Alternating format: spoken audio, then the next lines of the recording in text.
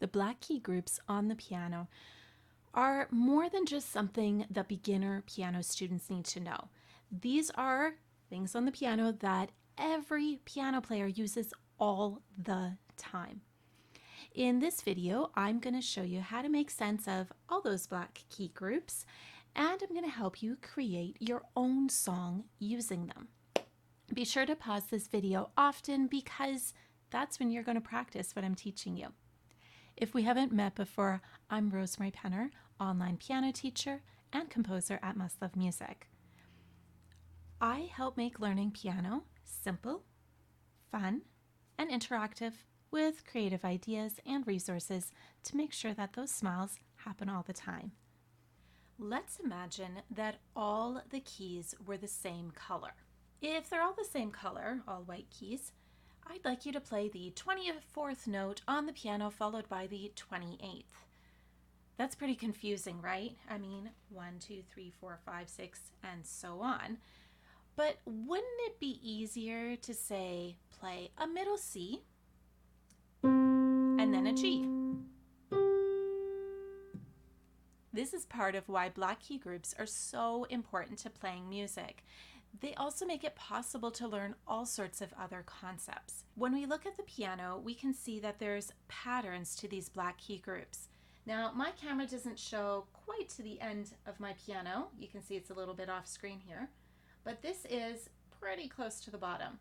And we've got 2 black keys, 3 black keys, 2, 3, 2, 3, 2, 3, 2, 3, 2, 3, 2, and 3, all the way at the top. If you want to quickly pause this video, go find those on your piano. Just understand that these groups repeating makes it easy and quick to find notes, which is what the pros do. And I'll have another video on what all of these white keys are called. For right now, let's just focus on these groups. Now, your goal is to find each type of group quickly. You're going to start with the visual, just like you did when you paused, where you're looking at the piano and finding them. But then I'd like you to challenge yourself with your eyes closed. Now, you can't see this, but my eyes are closed and I can actually feel the keys under my hands. This is going to help you improve much faster. If you're able to feel the keys under your fingers and know where you are, again, that's a pro move. That's something that people who've been playing piano for a long time do naturally. The best way to practice something is to explore it. And what we're going to do is improvise.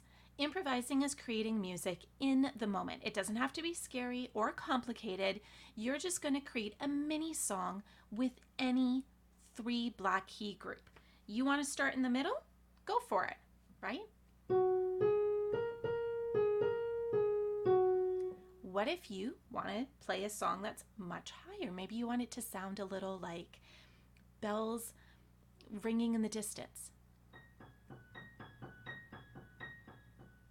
Or maybe you want something that sounds very low.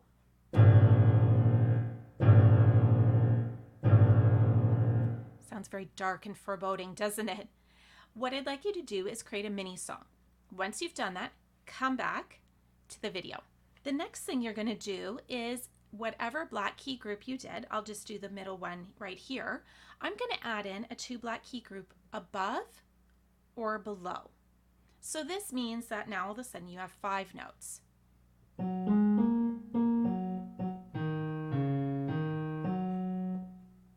Little mini song. Go ahead and try this out.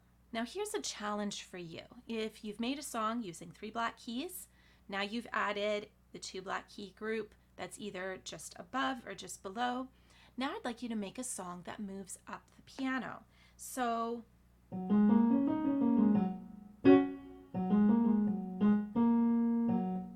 and so I only did a little bit here, but what if I went?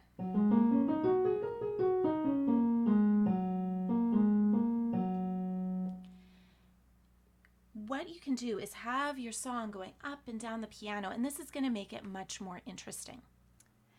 Black key groups come in groups of 2 and 3 on the piano, and they repeat. This is really important for knowing where you are on the piano and being able to communicate that to others or having them communicate that to you. Let me know in the comments, what was the most challenging part about learning black key groups in this lesson?